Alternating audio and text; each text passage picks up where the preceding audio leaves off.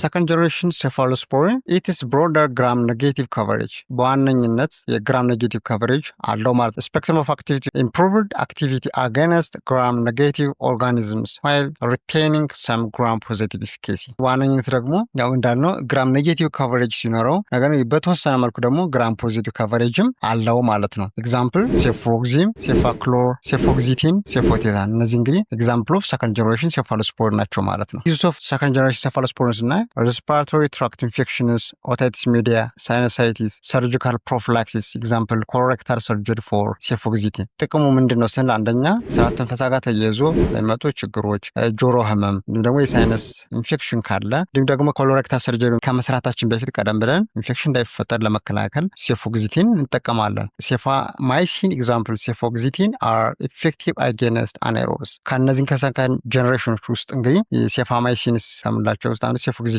ነው ስለዚህ አናኤሮቢክ ከቨሬጅ አለው ማለት ነው